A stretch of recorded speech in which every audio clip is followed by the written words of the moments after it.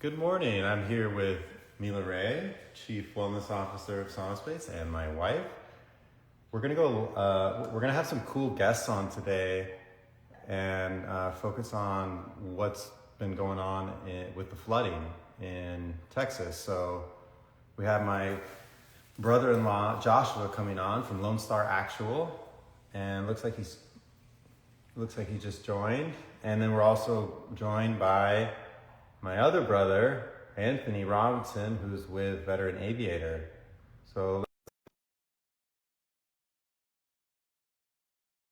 I'm going to send you a request. Can I do that? Right here. Oh, it's right here. Okay. Hey, what's up, Joshua and Tavia? Hey, Hello, good Brian and morning. Mila, y'all look lovely today. Yeah, same to you guys. Where are you coming Oh, from? we are in Kerrville, Texas, out on the Amazing. private, like 3,000 acre ranch. So it's pretty beautiful out here. How'd you get that set up? Divine intervention. Met a gentleman. He had a guest house and high speed internet, and offered it to us at our leisure. Yeah. Yeah, and I just invited you, Anthony. Just sent you an invite, so if you could accept that, then we can get Anthony on as well. This can be cool. We'll have a three-way live. Invite. Let's I see. thought. See if we can get Anthony on. Is that better? He's the Maybe. slower of the two brothers, so give him a second. Oh, he's unable to join. Maybe he has like a camera or permissions issue. Yeah, so how about we walk him through this right now and then we'll all exit and then we'll try again. Yeah, Anthony, uh, if you go to your settings and you got to allow your camera and mic access in your Instagram settings in order to join the live. Yeah, it's definitely not letting him. He probably doesn't have 1,000 followers. Oh, we got him. We got him. Yeah, baby. Awesome. Okay. And the last horse crosses the finish line. And as we learned the other day, the last shall be first. So no shame in that. Thank you for joining us, Anthony. Yeah, Cool. thanks. So we got everybody here. Yeah. And introduce Tavia. Yeah. So now that everybody's here, so Tavia is Joshua's wife.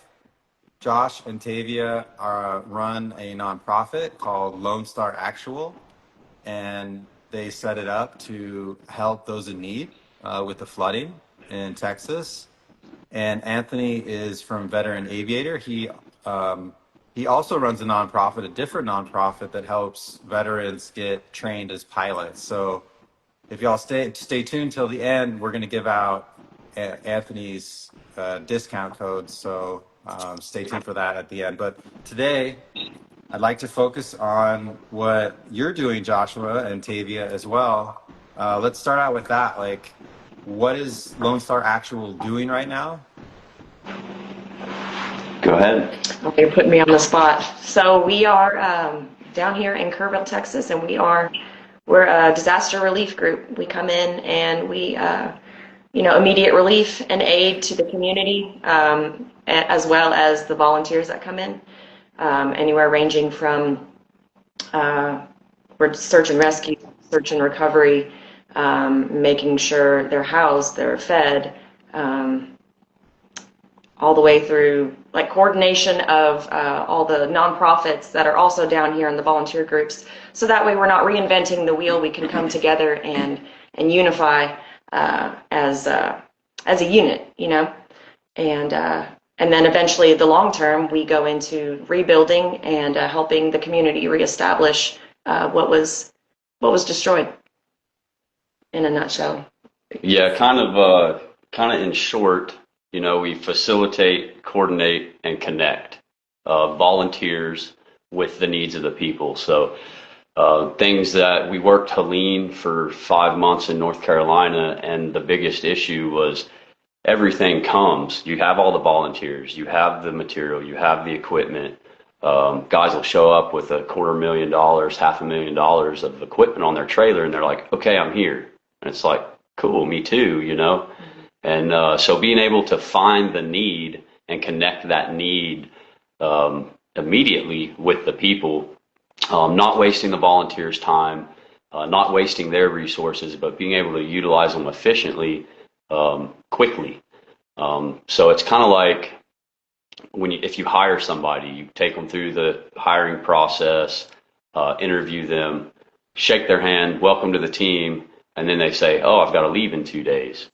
You know, that creates this gap in the system. So being able to bridge that gap and keep them running efficiently for the weekend warriors or however long they want to stay, you know, that's the goal. So it kind of goes, yes, it's relief, but it's really coordinating volunteers and connecting them with the immediate needs of the people, which, like Tavia was saying, there's 3 different phases going on. So there's a lot of moving parts, a lot of people to think. So kind of in short, facilitate, coordinate, and connect is the goal. We are immediate relief, but we set up wherever we go for long term. So we still have a gentleman in North Carolina, Mr. Steve Elkins, big part of our team. He is still in North Carolina to this day, running a hotel and the operations out of that hotel. So pretty cool stuff. It is exciting. It hits all the fields. Very sad. Could you give the audience a little background on how Lone Star Actual started and what's relevant about North Carolina and why Steve's there, so that they get kind of full picture? Well, kind of my heroes, my little brother Anthony with Veteran Aviator, and I got really jelly that he started a nonprofit, and I was like, man, I've always wanted to do that. So he kind of poked the bear, I would say, on getting that going. But we started on the way to Helene in North Carolina. I worked Harvey with Anthony right alongside him. He had all the knowledge because he was one of those real sexy pararescue type. So he had all the knowledge, very safe. So once Harvey hit, we've been kind of involved in disasters, just as a volunteer. Figured we could bring order to the chaos, and that's really what we focused on. So we started Lone Star Actual, or LSA, on the way to North Carolina. Once we hit North Carolina, we got involved with the owner of the hotel, and we all kind of created our separate nonprofit from that point, and focused on that and grew that to its entirety. So then decided we had to come back home. I did after 5 months, and yeah, I mean, that's really it. As soon as this flood hit, I mean, we were chomping at the bit, reading what's in the media, taking it with a grain of sand. They were like, oh, we don't need any help. We got it under control. And finally I said, I've heard this before. Came down, and it was a complete 180 of what we were hearing on the news, or really what was being put out. So they're still here. There's plenty of cleanup to do. There's plenty of rebuilding. They're still recovering.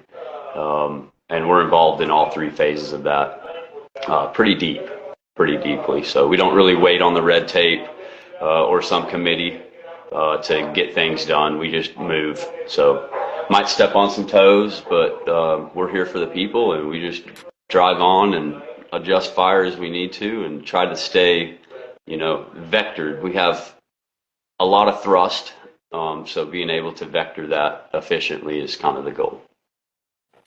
Yeah, so tell us, like, those, most of us are just seeing this on TV. What are the type of things that you're encountering there that are like the challenges you're facing?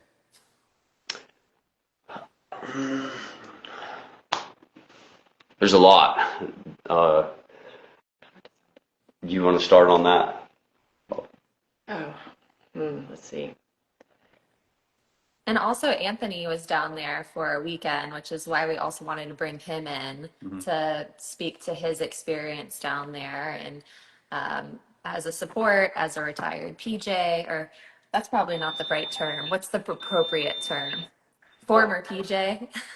Yeah, former's probably better. I did a little over 10 years in the Air Force. Not all that time as a PJ. The second half was, but yeah, the retired is typically reserved for those that do 20 or have a medical separation. Yeah, I mean, going back to like Hurricane Harvey, my Josh is a lot more humble than I am, so I'll share a little bit more. Um, Please do.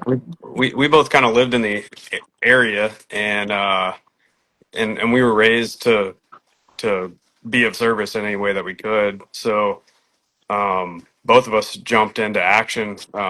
Me a little bit earlier, just because I was closer, and during an event like that, it takes a long time to travel to get somewhere. So I was there probably maybe 12 hours before Josh shows up, which was a huge relief to me to have somebody on my team that I know their capabilities, right? We ended up pulling about 470 people out of the water during Hurricane Harvey. Me and Josh were going places that just other people weren't willing to go. You know, we had an airboat, for example, and somebody that was about a quarter mile away that needed help, but the guy didn't want to put the airboat in the water because of the cost or potential for damage or whatever. So we got in a Humvee and drove through about 4 feet of water to go out to rescue this family. So It was like sick. it was deep. It was fairly deep, and then Josh had to swim about 300 yards over to the door to get him out. So that continued. I didn't make it out to Helene in North Carolina, but seeing what Josh and Tavia and Lone Star Actual were able to do was, they changed lives. Like the humility that they have, like no task is too small, no task is too big. That like they're gonna figure it out. And then moving into the flood out there, as a volunteer, I think a big thing that stops people from just getting in the truck and driving out there is, where do I start? I'm going to show up out there and maybe I have some experience, maybe I don't, but I'm going to go to the fire department, right? And maybe like the potential that they're going to say, hey, no, we don't need you, go away. Well, I can tell you that Lone Star Actual will put you to work. Determine what your actual capability is and put you to work where you're going to be effective. And then donations. Where is my money going? Yeah, let's talk about that, because that's like, it's something that we've heard about, I guess, online with some of the bigger operations like Red Cross, USAID, and stuff. What's this issue of like, I naively like donate to something, and I guess there's a question of like, and I think that like all or almost all of my donation is going to help the people or help the operation. But the reality, it sounds like, is a little different. Could you unpack that a little bit and then contrast that with what Lone Star Actual is doing? Yeah. So, I mean, you're absolutely right. You want to know where your donation is going. That can be the hard part, is trusting that, that it's going to get to the people. There's lots of great organizations out there. I have a list of them, but there are some that are not so good. They'll come in, shoot their pictures, take their video, kind of look at me, look what I'm doing, get donations, and they burn out in a week.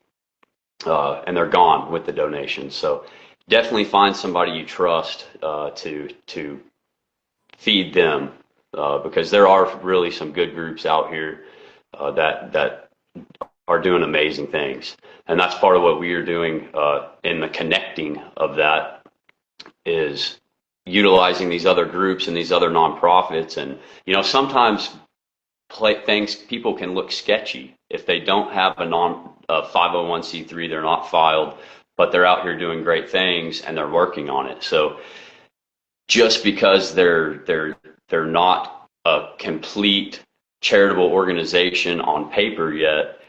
They're in process. I know 3 or 4 of those groups right now that I support tremendously. And really, the Full Moon Inn in Fredericksburg, there's 2 ladies, Anna and Jenny, up there. They've placed over 500 people in housing, and we help connect that. So, does that answer the question, kind of? Yeah, it does. I mean, you guys are a small operation. You are an official 501c nonprofit, and the important thing is, people can trust that donations to Lone Star Actual are actually going. All of the money is going there to support the operation on the ground. There's not some kind of big administration or something that's sucking up the funds. Mm-hmm. Yeah, we are small but mighty, I would say. There are organizations out there that are huge, and they're operating where it's 8% of the donations actually go to the project or the people. We're looking more like 99.9%. We have very little overhead because we get coffee donated to us. Guys will bring in coffee, Grocery. You guys groceries, are just running food. on caffeine, huh? Oh my goodness. We have to. We need cigars though. It's, send cigars, because that's where the real planning happens. So can't really take donations, ethically and buy cigars, but man, people donate them. Yeah, real quick, Donate. thanks. Non-Tox Architect, he says, thank you for being kick-ass humans and risking your lives to save others. Absolutely amazing. Thank you. Yeah, Yeah, thank you well, for that. and the need for caffeine. Let's talk about that. What it looks like to be a volunteer, to be of service in these situations. And you're in a spot right now that's not your own home, right? But you got this opportunity that was just super divinely aligned. So there's still stuff going on, real life happening, and you're kind of taking things as they come, right? And yeah, so speak a little bit to it's not like you wake up and you go and okay, it starts at 9 and we're done at 5. Right. Right. Yeah, it's I mean, last night, for example, I was on the phone with a gentleman, and they were at the KOA in Kerrville, him and this young man, and they're feeding people at a church. So he also came, and we did some recovery diving yesterday. 2 different spots, last minute organizations like, hey, do you have a diver? And we just do what we need to do. So last minute shifted where we were at, got to this other spot. Long story short, last night I'm on the phone with him, and the police start beating on his camper door, and they're getting kicked out of the KOA because the young man was out running around exercising because he's getting ready for the Marine Corps. He goes out and works all day. He's 17 years old, and he's out exercising, and then the campground didn't like that. He was scaring people because he's out running around. So you never know what's going to happen when, and you have to be able to go with it and drive on. There are, issues come up, problems come up, and if you're good-hearted like these people and are here to serve the community, I'm all in. So we got them, the same gentleman that offered us his space now, who's not even home, stranger. We're strangers to him, and he's like, yeah, go in, I've got an appointment, and trusts us to be in his beautiful home by ourselves, this close to Mexico too. So very trusting. Yeah, it sounds And like he trusts you to answer his landline too. I didn't even know people still have right, landlines. well, there's a lot of bells and whistles going off here, so We got a security dog in case you didn't hear if you her. haven't heard Miss Lady, she is very good at her job. What am I answering here? So she's asking what the day-to-day looks like for volunteers because it's not a 9 to 5. Oh my goodness, come find out. It is a. Well, is- Anthony, yeah. It is not a 9 to. Honestly, give your, and Tavia too, like I'd love to hear from each of you, like your maybe a little snippet of what a day in the life of serving at Lone Star Actual has looked like in action for each of you. Maybe we start with I'll go Tavia, the ahead and lady start. first. Okay, just kidding, Like, Josh. I will be a gentleman. Musical Go ahead. chairs. Well, I'll just tell you what my day-to-day looks like. So we have an influx of volunteers, more so on the weekend sometimes because that's, more convenient. People have lives, jobs, families, and they work in where they can. I coordinate, people come in, I coordinate, what needs does the community have? And try to match the right volunteer with their set of skills or equipment or whatever they have to meet that, what's within their wheelhouse. And so, we do that to, it's a constant. And just because we plan that for the day, that doesn't mean that it's going to go as planned. It is subject to change at any given second. It can go 180 and like, okay, there's a higher priority comes in or just anything. It's kind of a whirlwind. I'm sorry, say that again. So it sounds like you have to be quick on your feet and like okay with Yes, immediate change. absolutely. You have to be willing to be very flexible. So it's just kind of doing that, and then also keeping track of donations are coming in. People are bringing in trailer loads and car loads, and making organization of that, and then making sure that also I want to try to feed our volunteers as well, because it's important to stay fed, hydrated, just making sure that not only the community is taken care of, but our volunteers are taken care of, because if they're not in good shape, then we can't provide to the community what needs to happen. So it's from the second your feet hit the floor till your head hits the pillow, and probably even more than that. So what does the day look like for you, Josh? Well, I mean, you're pretty much looking at the on-site Lone Star team right now. With that said, we have an amazing group of supporters and volunteers, and new people are wanting to be involved with us every day. Some exciting things some things that we do on more of the exciting side are we just secured about just under 5 miles of river on it's 3 different properties consecutively that we're going to set up a huge volunteer camp. This is for the long-term relief. So approximately on 1,000 acres, trying to get Veteran Aviator to land his little home-built experimental bush plane out there, which is pretty awesome.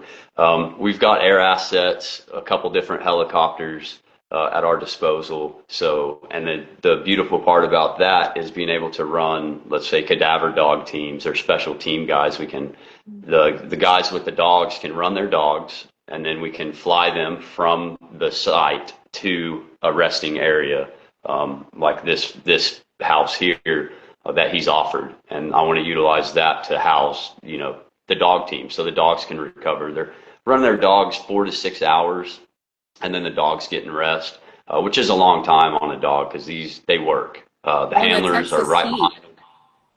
Oh yes, ma'am. It is. They're working hard. There's already been one dog that's been laid to rest, overworked, and was a heat casualty. So things continue. It's dangerous. So being able to have a little operational risk management involved and manage that risk and know when to call it or know when to say no. We're diving in the water yesterday or day before yesterday. Everything kind of runs together. And there's lightning within 5, and it's like, all right, if it gets any closer, we're getting out. Some people just won't call it and they'll go. And it's like safety's of number 1 priority, which we say safety third. So, but that is the most important thing, is keeping the volunteers safe. So being able to, I'm kind of jumping all around, but being able to, secure assets such as where we're operating out of right now is a hangar that just kind of we happen divine intervention. Nothing's coincidence, right? So we're actually operating out of a hangar in Tierra Linda Ranch, which is about a 3,000 acre ranch with about 353 homes on it, and a 3,000 foot hard surface runway at the top. We're sitting at about 2,000 feet in elevation, so we're nice and high up here. Atmosphere is a little bit different. It's a little bit cooler, which is nice. But the access, we're available to access anywhere. So we can land helicopters on site at camp for immediate, if somebody needs a ride to the hospital, which we've already had. A gentleman had to make a trip to the ER, ended up getting discharged, had to get to San Antonio to the military medical facility in San Antonio. And they had to drive him there. And when time is that valuable, where it can mean, loss of a limb or life or anything, having that air asset is incredible. Mm-hmm. So as a volunteer group, being able to support that asset is huge. And that's where it takes everybody. We're small but mighty, but every connection you make, people want to help, and you don't have to be on site to help. That's the beautiful part. I tell my guys, once they come and they're here, they've seen inside the brain, they know what we need. So then when you go home, you can be more effective at home because that's where your resources are. That's where everything is. So, I mean, they figure out our needs and send us stuff. We have a group, NA1, showed up the other day, and they just dropped off probably $45,000 to $50,000 worth of donations, and not in the dollar form, but in the value. Yeah, and the dollar value of what they just donated to us is incredible. So we've got a bunch of nice big generators to run campers on. So once we start getting campers available to people, we have the generator to hook them up. These people never camped a day in their life, and you turn them into instant campers. You have to teach them as well. So there's a lot more than just being on the river. The rebuild phase 3 has come very quickly, and there's already plenty of jobs on rebuilding. So construction material experience, people that have the knowledge and the manpower and equipment to rebuild is vital. There's big companies moving the earth out of here, moving the debris out. So that's pretty much handled, but we still need more. We've got, like I was saying, the 4.5 miles of riverfront. That's all private property. So I want to be able to get that property cleaned up. There's still going to be recovery going on with that, and help them rebuild. Even honor some of these people that are providing the space for us. Got to build a pole barn for the gentleman. Not that that's an immediate need, but down the road, I want to be able to honor these heavy hitters that have really been instrumental in our success. What do you think? Yeah, it sounds like there's such a need and it's an ongoing thing. And from what I've gathered with Lone Star Actual is as long after the news dies down and the hype is kind of over, there's still a huge need across the board, whether it's for search and rescue. There are still people missing their family members, and they want answers, or people who, if it's more immediate, are still fighting for their lives and need to be found. And then those who've lost everything, who need help with resources and food and community and getting back on their feet. So it sounds like you guys are willing to do, whatever it takes. And another thing I wanted to share is with Hurricane Helene, you guys were on the ground Joshua, you were there for what, 4 months? And then you still have Steve Elkins up there. Is that correct? That you said? So, and one of the things you guys said too is that the news is so they're understating everything. And you know, it's kind of like one big story and then it dies down. And a lot of times the numbers aren't accurate as far as who's missing. And I'd like to go back into that and your background, Josh, because we talked about Anthony. I'd love to hear about your background in the Navy and what got you in here. But before we do that, so sit on that for a second so you can kind of gather your thoughts. I want to give Anthony the floor for what he's done as a part of the Kerrville situation, and then anything else you want to say about your contribution to Lone Star Actual and why you felt compelled to be a part of it. Yeah, you know, I'll start with that. I feel compelled to be a part of it because I know Josh and Tavia's heart. I know where their heart is, and I know that um, they would give the shirt off their back to help somebody else. I mean, Josh would give his last nickel to if it would benefit someone else over himself. And they Um, and they have. I mean, I was I was only able to spend about 2 days down there with him while he's trying to get stuff set up. And you know, when I'm about to leave, his you know, his vehicle was broken down, and it was like, forget about that. Like we've got this to take care of. So he's like walking places, and I'm like, hey man, I got to go back home, but like, what do you need? And he's like, nothing. I'm like, no, man, you're going to be here for like 3 days before anybody else comes. We got to get you set up. What do you need? And he's like, I don't need anything, you know, and I'm all right. You're going to learn the hard way, you know, and I leave. And by the time I get home, uh, you know, I'm going to say God provides him a truck, and there's financial and non-financial donations coming in. And I mean, it just proves that this is, a divine thing that he's doing. Now, for a volunteer, what does a day for a volunteer look like? I'll tell you right now that it looks like sacrifice. Nobody's going to sacrifice more than Josh and Tavia. You're going to struggle to do that, to achieve that. You know, they lead by example. But you're gonna sacrifice. You're gonna sacrifice for the victims out there. You're gonna sacrifice for the other responders that are out there taking care of things. And you know, being out there and seeing it, there's no better bond that you're gonna have with somebody than when you sacrifice with and for them.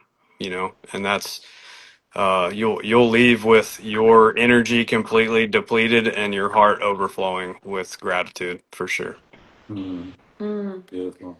I'm so glad that you spoke to that because yes, Josh and Tavia are way more humble than anyone anyone would know because they don't share all of the amazing things that they do. Well, Um, they're sitting there with this, looks like a pretty fancy fireplace and a clay deer and the biggest plate I've ever seen in my life behind them. Like they're living some sort of lavish lifestyle. I guarantee you they're not. I guarantee you they're sleeping on a cot in a sleeping bag, you know, maybe outside. You know what I'm saying? It's if you want to volunteer or you want to donate and you want your donation to go all the way as far as it can go and then some, this is where you want to put your energy for sure. Yeah, and that's exactly why Sona Space wanted to get behind, not just because, you know, you're my brother and sister in love, but because really your hearts, and we know you guys through and through, and what you're willing to do, and the amount of sacrifice, which most people they don't have the capacity or aren't willing to do, but so many people want to be a part of supporting a worthy cause, and you know what they have to offer may just be their dollar, and that's huge because it allows you guys and the volunteers to do what you guys do best, and that's be on the ground. And so thank you guys for your service and your selflessness. As I know, I mean, I don't know this necessarily explicitly, but I would imagine that Josh, between Kerrville in North Carolina, that you probably slept in your car or outside or gone days without food, but kept working. And so that's what I was kind of alluding to earlier when I was saying, hey, let's talk about that caffeine, like why you feel you need to be pumping that through. Yeah, I mean, just look at him. He's normally a pretty handsome fella.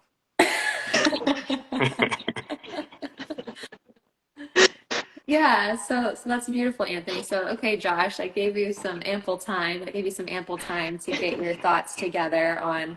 So the first thing is tell us a little bit about your background, um, that has given you, you feel like, um, the skills or the interest to do what you're doing, and then why, why you're doing what you're doing from your own perspective. I'm really just winging it here and trying to get into heaven. So that's really it in a nutshell. Anthony, thank you for the kind words. Really, that means a lot, and definitely miss having you out here. It was you did wonderful things and represented very well. So thank you for that.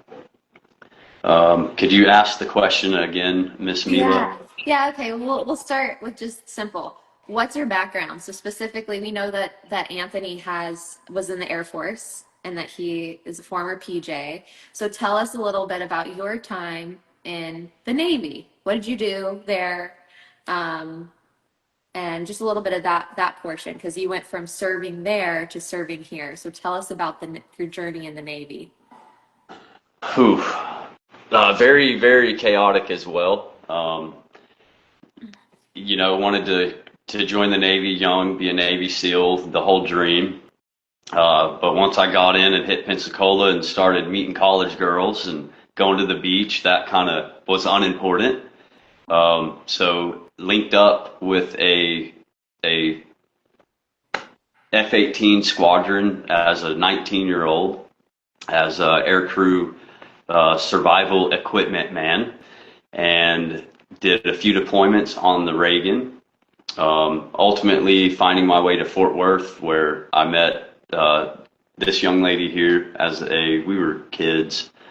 We've been married about 15 years now. Yep. Close to it. So we were babies, and once I joined and I was in A school, there was a hurricane just prior to Katrina, and I volunteered to stay back and help clean up, and I've been addicted ever since. So my dad, he told me, don't volunteer for anything, right? Navy stands for never again volunteer yourself.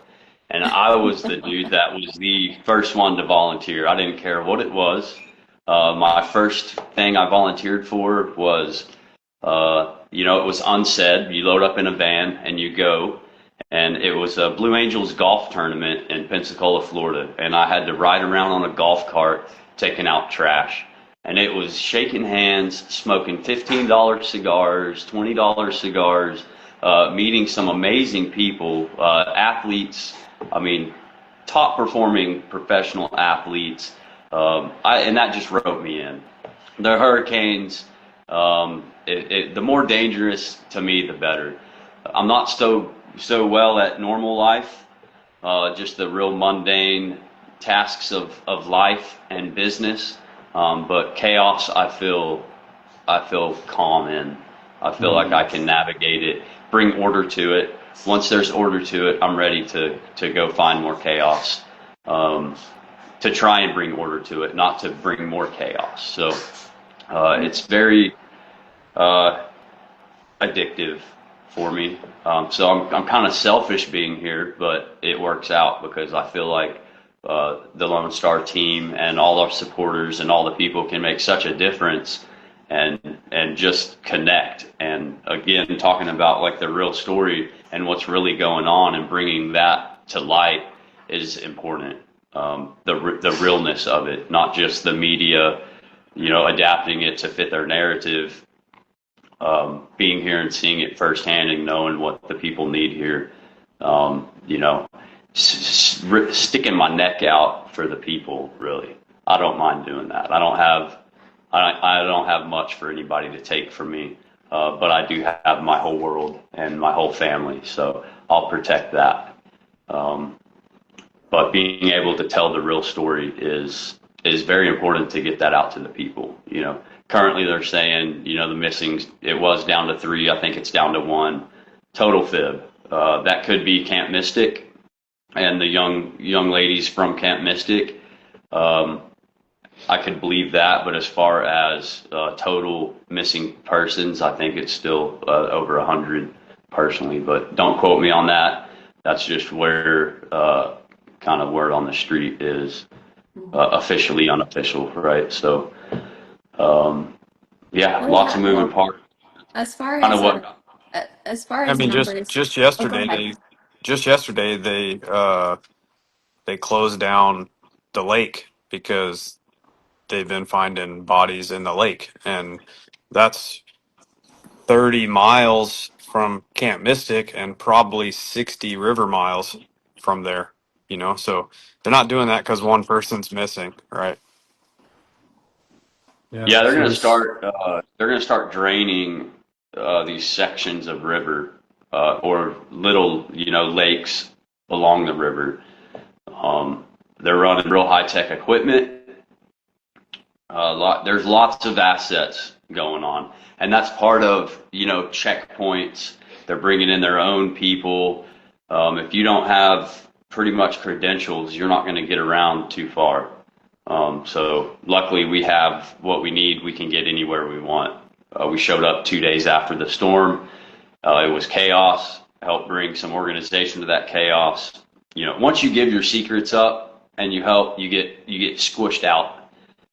So there's a lot of background there I won't get into, but just do what, keep doing what's right. I know that's all over the place, but it's kind of hard to touch on.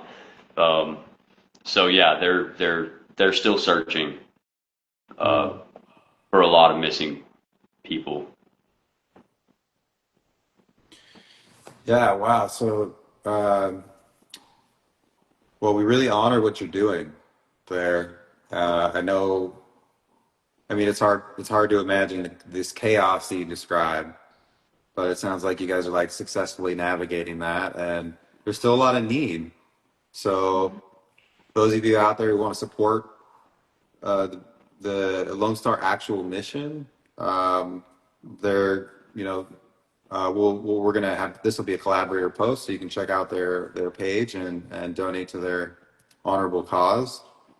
I know that there's still a lot of work to be done, and it's not just in the rebuilding phase. There's still searching going on and rescue going on. So, really appreciate you coming on and just giving us a day in the life and helping. And we're happy and honored to be here to raise awareness, on this and to help support you guys as much as we can.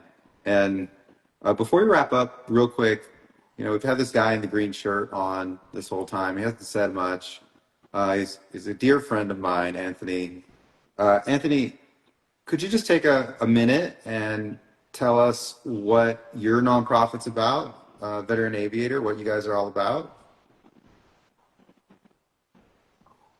Yeah. Veteran Aviator exists essentially to build a community of veterans in the aviation space. So our primary purpose is to get veterans their private pilot license. We do deviate from that just a little bit based on the needs of the veteran. Just most recently, we helped a veteran finish up his commercial rotary wing license, and that was just because on the 1 yard line the VA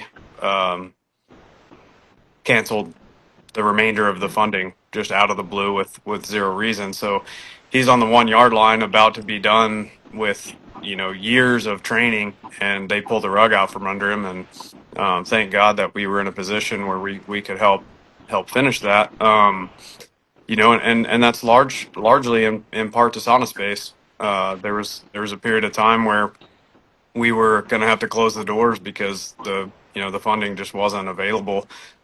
Plenty of students in need, but just not the funding to make it happen. It's an expensive endeavor, but I guarantee you that it's worth it when you see the change in these guys' lives. So you guys came in with the veteran aviator discount code with SaunaSpace, and that was huge. It was life changing. You guys know David Conrad is about to take his check ride on the 8th, and it's pretty much solely funded by SaunaSpace, so it's huge. Yeah, so if you want to donate, if you're gonna buy SaunaSpace stuff anyway, use the code Veteran Aviator, and we're gonna pass those donations that we get from that Veteran Aviator discount code onto Lone Star Actual, so they can continue their reach and help Texans and good Americans. Oh, wonderful. Yeah, so everybody, you can use code Veteran Aviator for 10% off, and you can actually stack that on our 12 July. our 12 years of Sauna Space sale. It's going on for another couple days. Thereafter, it continues to be worth 10%. And thank you for the update, Anthony. I know that 100% of the the referral donations that you get through use of that code go to your nonprofit, but right now you're taking those donations and you're rerouting them to Lone Star Actual. Yeah, that's right. And I used the discount code just a couple days ago myself. So Amazing. Very good. Well, thank you guys so much for being willing to have this conversation. I know you guys like to be in spaces that a lot of people don't, and not particularly in front of a camera is not necessarily your comfort zone, but your comfort zone is. We're so grateful for the fact that your comfort zone is in places where people wouldn't even dare touch, because it allows you to go places that we can't. So we're so honored to support you guys, Veteran Aviator and Lone Star Actual, both of the nonprofits, and then also as family. I feel so proud to come from a family where I feel like each member is contributing in such a powerful and distinct way and helping this world be a better place. Mm-hmm. Totally. Thank you, Mila, Brian, Anthony. Thank y'all for making the time and doing all this. I know everybody's time is worth something, but just being all on here together, it means a lot. And thank you all for your support, because we wouldn't be here without y'all. So Thanks, Tavia. Thanks, Tavia. Yeah, thank you, Joshua. Thank you, Anthony. You guys. we love y'all. Hope the chaos is smooth today, Josh. More chaos, the better.